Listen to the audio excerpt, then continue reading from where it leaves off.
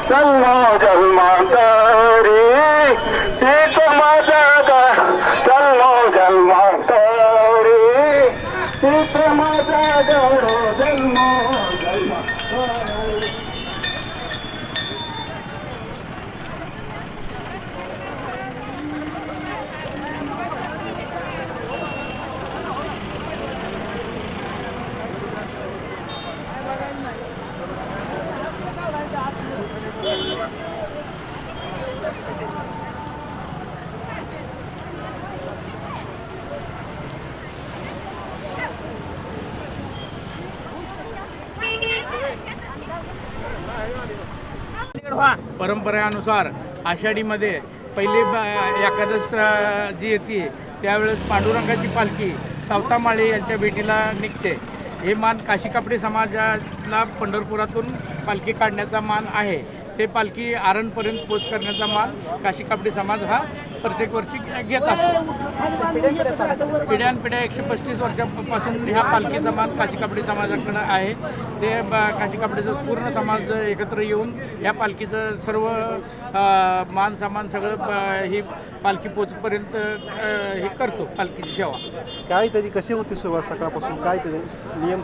सकाळपर्यंत काल 4-5 दिवस झाला आम्ही ते पालखीच्या सर्व सोहळ्याची तयारी, झेंडेवाले, इनेकरी, टाळकरी हे सर्व मिळून गोळा करून सर्वांना एकत्र करून हा पालखीचा ही पालखी निघल्या जाते पंढरपुरातून.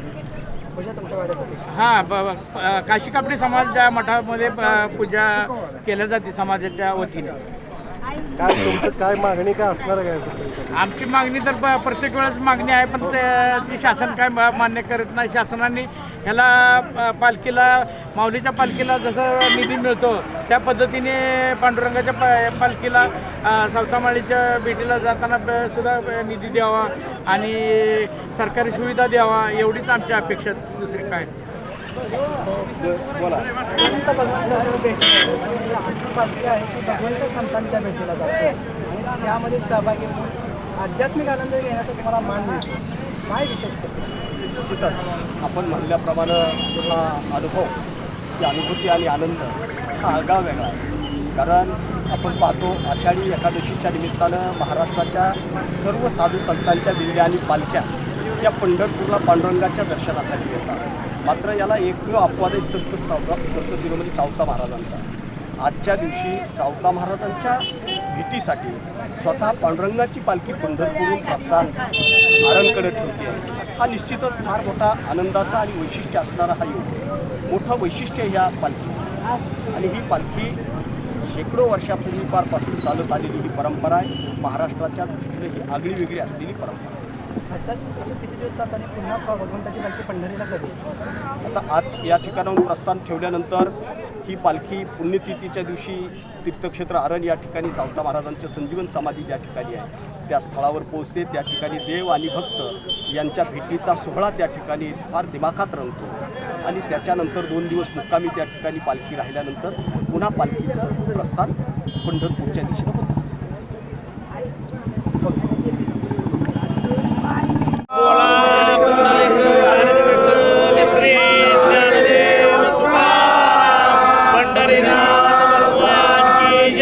माऊली ज्ञानेश्वर महाराज की जय, जगद्गुरु तुकाराम महाराज की जय, संत शिरोमणी सावता महाराज की जय.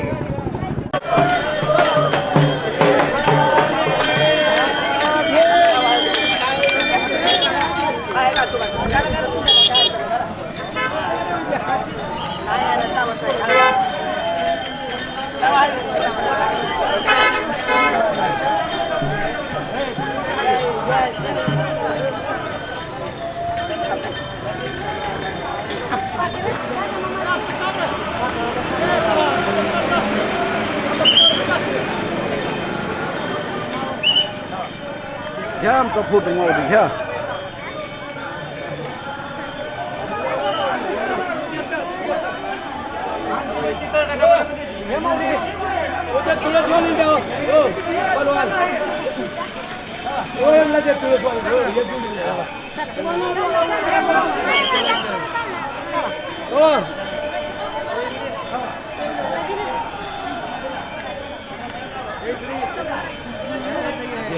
मुखात घालून